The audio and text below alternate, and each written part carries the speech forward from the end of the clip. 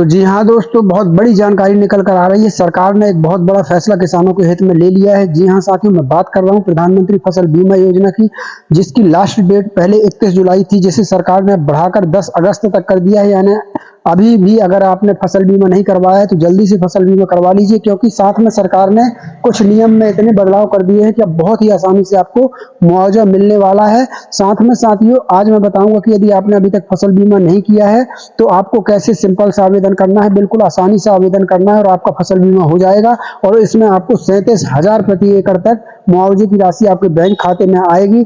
और साथ में मैं वीडियो के अंत में बताऊंगा साथियों कि जो बहुत से किसान कहते हैं ना कि फसल का बीमा नहीं मिलता, फसल का मुआवजा नहीं मिलता, तो वो किन किसानों को नहीं मिलता और क्यों नहीं मिलता, तो उसकी ट्रिक भी जो है मैं बताऊंगा लास्ट में। वीडियो के अंत में आपको बताऊंगा कि आपको छोटा सा क्या काम करना है तो आपके जो फसल के बीमा का मुआवजा होता है वो आपके बैंक खाते में बहुत जल्द पहुंच जाए। तो वो जरूर ट्रिक जान लीजिएगा, क्योंकि वो बहुत इंपॉर्टेंट पार्ट है। तो वीडियो को लास्ट में जरूर देखिएगा। और दोस्तों, साथ में मैं बताने वाला हूं कि किसान क्या गलती करते हैं जिससे उन्हें फसल बीमा का मुआवजा नहीं मिल पाता है। तो वो गलती भी मैं बताऊंगा कि आप ये गलती बिल्कुल मत करना। तो चलिए साथियों, और साथ में आज की वीडियो में बताऊंगा मैं कि आपको शुरू से आखिरी तक कैसे फसल का बीमा की आवेदन प्रक्रिया क्या है, कौन पात्र होते हैं, क्या दस्तावेज आपको देना है और कैसे आपको ये बीमा करवा लेना है। तो चलिए ज्यादा समय लेते हुए चलेंगे वीडियो की तरफ, लेकिन उसके पहले एक छोटा सा अनुरोध है कि यदि आपने अभी तक इस वीडियो को लाइक और शेयर नहीं किया तो जल्दी से लाइक शेयर कर दीजिएगा मित्र, क्योंकि हो सकता है आपकी इसी एक छोटी सी लाइक से हमारा ये वीडियो बहुत वायरल हो जाए। तो प्लीज यार, इतना सपोर्ट तो हमारा कर ही सकते हैं, तो प्लीज वीडियो को लाइक और शेयर जरूर करिएगा। साथियों, यदि नए नए हैं तो चैनल को सब्सक्राइब करके रखिए। सब्सक्राइब करने से आपका फायदा ये होने वाला है कि देश में यदि कोई भी नई योजना आती है या पुरानी योजना में किसी भी प्रकार का नया अपडेट आता है तो उसकी जानकारी हम सबसे पहले आपको वीडियो के माध्यम से देते हैं। और यदि आप भी चाहते हैं कि आप किसी भी योजना से वंचित न रहने पाए तो सबसे पहले आप हमारे इस चैनल को सब्सक्राइब कर लीजिए, ताकि हमारी कोई भी नई वीडियो सबसे पहले आप तक पहुंच सके। तो चलिए जल्दी से चलते हैं वीडियो की तरफ। तो साथियों, यहाँ पर आप देख सकते हैं कि यहाँ पर जो लिखा हुआ है कि पीएम फसल बीमा योजना में आवेदन करने से पहले सभी किसानों को इस योजना की लास्ट डेट के बारे में पता होना चाहिए। जी हाँ साथियों, ये बहुत जरूरी है। आगे चल के मैं इसका महत्व बताऊंगा कि क्यों पता होना चाहिए। यदि आप पीएम फसल बीमा योजना लास्ट डेट के बाद बीमा करवाते हैं या बैंक आपकी फसल का बीमा लास्ट डेट के बाद करता है तो आपको बीमा का क्लेम नहीं दिया जाएगा। यहीं पर सभी पैंच फंसता है साथियों। ये ध्यान रखिए कि आपका जो बैंक है तो वो जो है लास्ट डेट के बाद आपका बीमा ना करे, उसके पहले ही करे, तभी आपको इस फसल का जो है बीमा का फायदा मिल पाएगा। वरना आपको इस फसल का बीमा का फायदा नहीं मिल पाएगा, आपको बीमा का क्लेम नहीं दिया जाएगा। इसलिए आप डेट पर जरूर ध्यान दिया कीजिए। अब लास्ट डेट क्या है, तो मैं हजारों किसान इसलिए परेशान होते रहते हैं क्योंकि उनकी बैंक के द्वारा फसल बीमा लास्ट डेट के बाद किया जाता है। इसलिए आपको बैंक में जाकर इस बात की जानकारी देनी होती है कि आपका फसल बीमा लास्ट डेट से पहले हुआ है या नहीं। तो यदि आपका भी केसीसी बना है या आपने बीमा करवाया है तो बैंक जाकर अभी भी वक्त है, आप जाकर कंफर्मेशन कर लीजिए कि आपका फसल बीमा हो गया है कि नहीं। अगर वो लास्ट डेट की बात करेंगे तो आपको फसल बीमा का कोई मुआवजा नहीं मिलने वाला है। इसलिए 10 अगस्त इसकी लास्ट डेट है, उसके पहले आपका बीमा हो जाना चाहिए।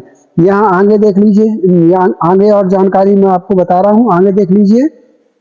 प्रधानमंत्री फसल बीमा योजना 2024 में खरीफ की फसल और रबी की फसल के लिए बीमा कराने की लास्ट डेट अलग अलग होती है, ध्यान रखिएगा।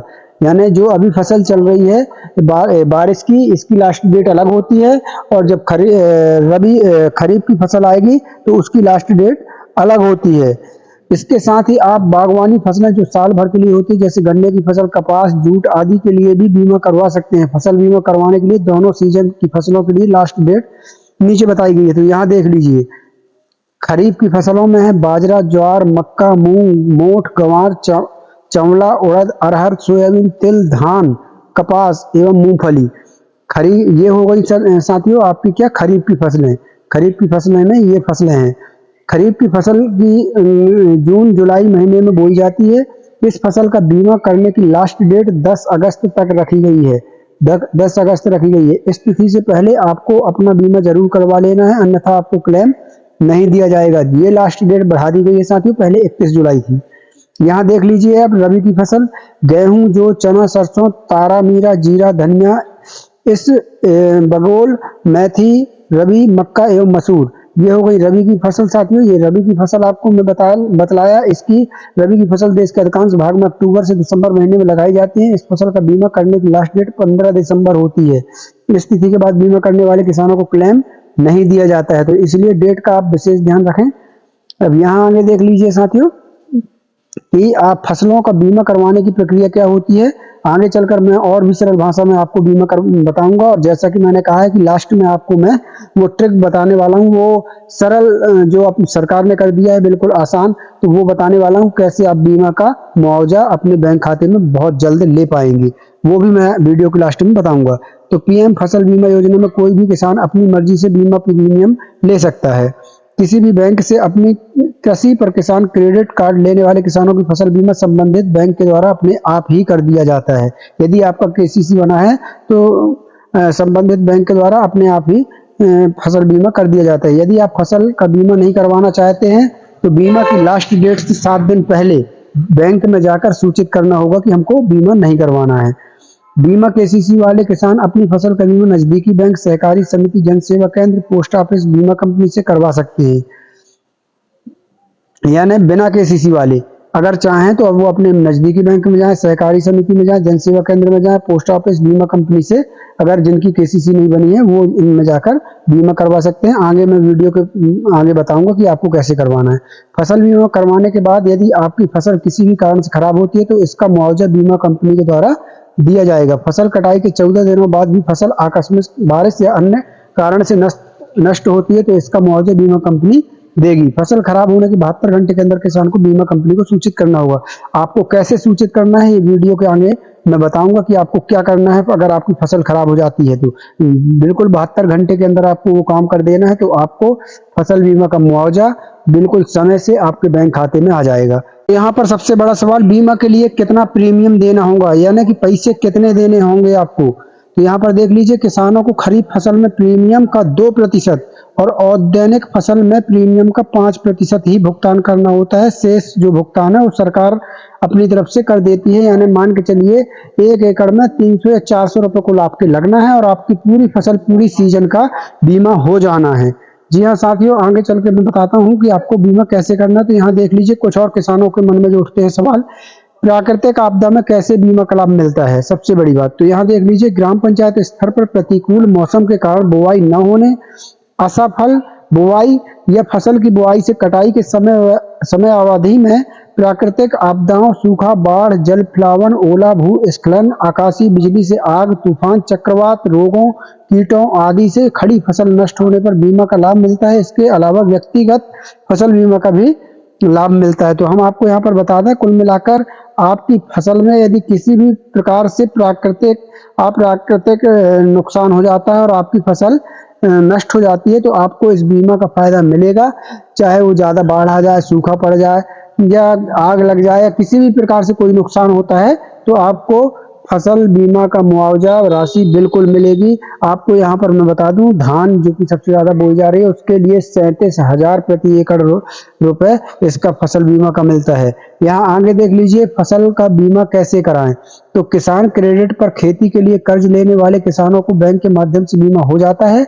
गैर ऋणी किसान किसी भी सहज जन सेवा केंद्र यानी सीएससी सेंटर पर खतौनी और पासबुक की फोटो कॉपी ले जाकर वहां आसानी से बीमा हो जाएगा। मान लो आपका केसीसी नहीं है, किसान क्रेडिट कार्ड नहीं बना, फिर भी आपको फसल बीमा करवाना है तो उसके लिए आप किसी भी सीएससी सेंटर या ऑनलाइन कंप्यूटर की दुकान में जाएंगे। आपको सिर्फ ले जाना है खसरा खतौनी की फोटो कॉपी और बैंक पासबुक की फोटो कॉपी। वहां जाके बोलेंगे कि हमारा फसल बीमा कर दीजिए तो वो आसानी से आपका फसल बीमा कर देंगे। मुश्किल से आपसे 10-50 रुपए लेंगे और आपका फसल बीमा हो जाएगा। तो ये फसल बीमा करवाना बहुत ही आसान है। और यदि आप चाहें तो बैंक भी जा सकते हैं, आपकी केसीसी नहीं बनी है तो फिर भी आप बैंक जाकर ये कागजात जमा करके बैंक से भी आप जो है फसल बीमा कर सकते हैं। ये बहुत ही आसान प्रोग्रेस है। तो अब आपको समझ में आ गया होगा कि यदि आपको फसल बीमा करवाना है तो कैसे करवाना है। सबसे सही उपाय, आप सीएससी सेंटर या ऑनलाइन कंप्यूटर की दुकान चले जाइए तो वहां से आपका फसल बीमा आसानी से हो जाएगा। आपको खसरा खतौनी और पासबुक की फोटो कॉपी भर लेकर जाना है। अब यहाँ देख लीजिए सबसे जो मुख्य प्रश्न है किसानों के मन में उठने वाला कि मैंने फसल का बीमा कराया था, फसल की क्षति होने के बाद भी मुआवजा नहीं मिला। ये सभी किसानों के मन में सबसे पहले यही सवाल आता है कि मुआवजा पता नहीं मिलता है या नहीं मिलता है। तो आप यहाँ उत्तर अभी तक पढ़ ही चुके होंगे कि आपने फसल की क्षति का जानकारी टोल फ्री नंबर या बीमा करने वाली कंपनी को नहीं दी, इसके चलते भुगतान नहीं हुआ है। आपको पता है साथियों, जैसे ही आपकी फसल का नुकसान होता है 72 घंटे के अंदर आपको जानकारी दे देनी है। जानकारी दे देनी है। कैसे देंगे, कौन से टोल फ्री नंबर है वो, तो हम आज की वीडियो में आपको सब कुछ बताएंगे। आपको सबसे पहले बता दें कि यदि आप टोल फ्री नंबर पर नहीं लगा रहे हैं फोन, तो फिर आप हर क्षेत्र में एक कृषि अधिकारी होता है। यदि आपको पता नहीं है तो आप आजू बाजू के किसानों से पूछ सकते हैं कि हमारे यहाँ का कृषि अधिकारी कौन है।